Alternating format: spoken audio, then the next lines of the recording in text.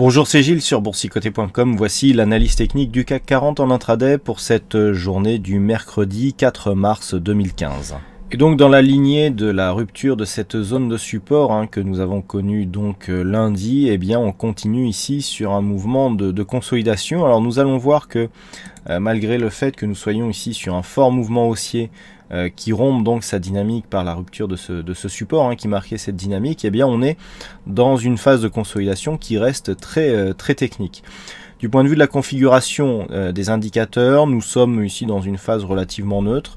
On voit ici que nous avons ici eu une phase de baisse ce matin. Alors on a légèrement cassé le point bas de la veille et puis on remonte et on voit ici que la zone de support qui s'est imposée hier s'est imposée encore aujourd'hui et qu'on est en train de remonter. Je vais y revenir. Dans ce contexte, le RSI et le stochastique marquent ici l'impulsion du rebond technique accompagné par le MACD qui a une orientation plutôt haussière d'un point de vue très court terme, donc dans cette vue intraday. Alors, ce que l'on peut remarquer, c'est que donc depuis la rupture ici de cette zone de support, on avait quelques points significatifs. Eh bien, on a quelque chose de très technique. Alors, si je prends les retracements de Fibonacci sur la tendance vraiment directe, la plus directe possible, voilà ce que l'on a à peu près. Alors, on va zoomer un petit peu. Voilà. Voilà ce que nous avons à peu près. On voit que le retracement ici des 23,6 a été significatif. Donc on marque ici la phase de consolidation. Et nous avons un objectif toujours ici sur les 4850. Ça c'est les Fibos que je vous ai tracés depuis désormais quelques jours. Maintenant, ce que je vais vous montrer, c'est différent. Là, on voit ici la phase de point haut donc qui marque la zone de point haut actuelle. Et donc on a tout de suite un niveau de rupture. Alors dans un premier temps, on a le niveau de rupture, mais on vient valider ici cette zone de point haut qui s'était transformée en zone de point bas. On l'avait souligné, c'est la zone des 4900 points, on est légèrement en dessous. On voit ici que, alors je n'ai pas déplacé ces zones pour vous montrer que même sans y toucher, on peut trouver des zones significatives. On voit ici qu'on vient, alors on reste juste au-dessus sur la zone des 4900 points qui est aussi une zone psychologique.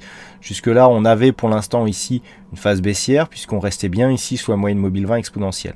On remonte, on marque un rebond technique. On vient chercher ici une zone intermédiaire. Donc ça, c'est une zone horizontale que j'ai ajoutée. Et on voit que précédemment, on a ce point haut ici qui vient quasiment définir cette zone de point bas. Donc on a bien ici résistance, même si c'est une résistance intermédiaire. On casse, on retrouve cette zone comme support de test.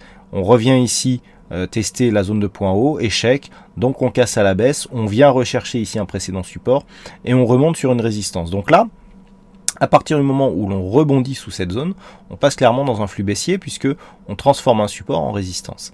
Et donc, sur la suite, eh bien, on reste dans cette configuration très technique puisque là aussi, on vient casser cette zone de support, donc telle qui a été définie, et on vient marquer un point bas sur un support qui était déjà défini auparavant, puisque nous avions cette zone ici à 4865, après avoir été résistance sur cette zone, avait été cassée et avait été retrouvée comme support. On est revenu ici s'échouer exactement sur cette même zone, et donc suite à cela, on continue dans le biais baissier, à savoir support, donc on trouve un élément technique qui marque un rebond suite à une petite phase d'exagération.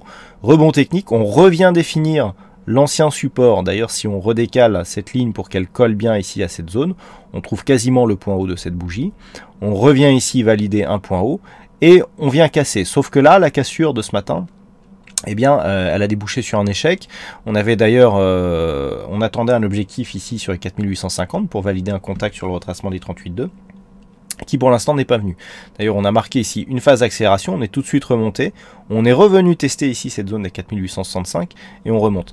Donc là, pour l'instant, d'un point de vue purement très court terme intraday, on est en train de donner des signaux de sortie de cette dynamique baissière très forte ici, avec ici rupture, retour. On aurait pu attendre dans la continuité, rupture et retour ici sur cette zone, mais comme résistance, pas comme support. Et là, donc, pour l'instant, on marque une phase de stabilisation.